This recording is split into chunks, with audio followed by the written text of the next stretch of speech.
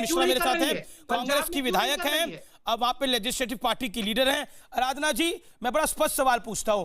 देखिए, बीजेपी तो केंद्र में भी सरकार में, उत्तर प्रदेश में भी सरकार में है, और संबित जी ने जैसे अभी बोला, उन्होंने तो कई आरोप लगाए, उनके आरोपों का आप जवाब दीजिएगा, लेकिन आप बस की लिस्ट ठीक से नहीं पहुंचा पाए, तो आप कैसे उम्मीद करते हैं कि इतनी बड़ी सरकार इतनी बड़ी व्यवस्था को बिल्कुल 100 में से 100 मार्क्स वाली चला देगी?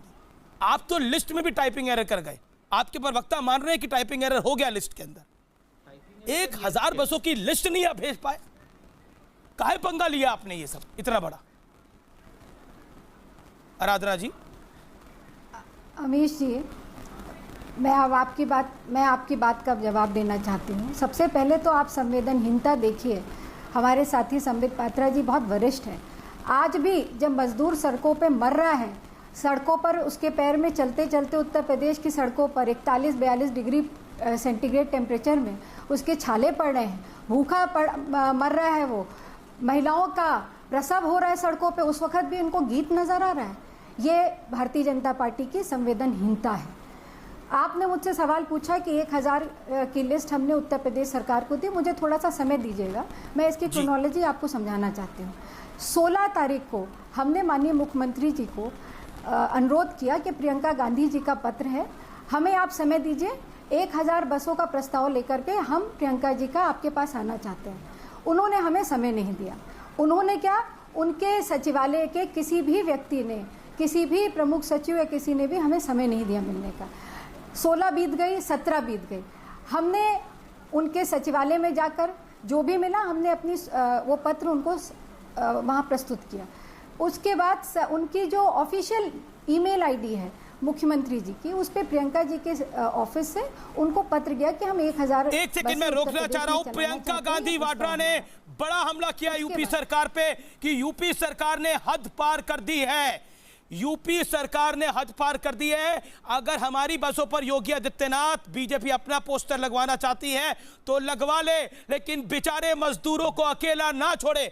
प्रियंका गांधी वाड्रा बहुत भावुक हैं ये बात कहते हुए, ऐसे हमारे संवाददाता बता रहे हैं। यूपी सरकार ने हद पार कर दी है, बेचारे मजदूरों के साथ अन्याय ना करे भारतीय जनता पार्टी की सरकार। दूसरी तरफ केशव मौर्य, सिद्धार्थ नाथ सिंह, संबित पात्रा, पूरी बीजेपी की ब्रिगेड लगी हुई है प्रियंका गांधी वाड्रा पर अटैक करने के लिए। संबित पात्रा, एक सेकेंड आराधना जी, ये बड़ी खबर आई है। संबित पात्रा, प्रियंका गांधी वाड्रा ने ऐसा क्या गुनाह कर दिया है कि आपकी पूरी पार्टी उनके पीछे? मैं पहली बात बता दूं, गुनाह यह हुआ है कि देखिए जिस तरह से वो इस पूरे माइग्रेंट लेबर्स के परिश्रम को, श्रमिकों के दुखों को वो अपने लॉन्च पैड के रूप में देख रही है। कोई पहली बार नहीं है।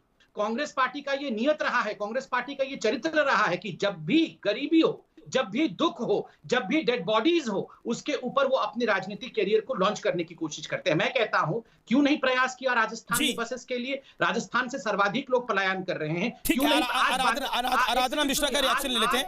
आज आपके बयान पर देखा है, मैं बहुत अफसोस है, बहुत अफसोस है मुझे इस बात की। जिस तरह की संवेदनहीनता आज संबित पात्रा जी यहाँ पे दिखा रहे हैं, मुझे शर्म आ रही है। ये इस देश की लोकतंत्र। आराधना मिश्रा कुछ कह रही हैं, सुन लेते हैं, फिर मैं आपको पूरा मौका दूंगा। संबित जी, आराधना जी,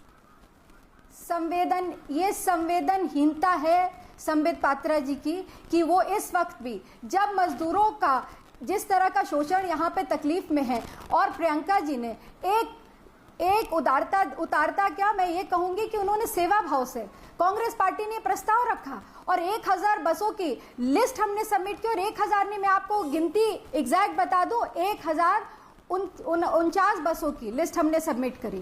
क्या उत्तर प्रदेश के मुख्यमंत्री को इस प्रस्ताव के बाद हमें समय नहीं देना चाहिए था?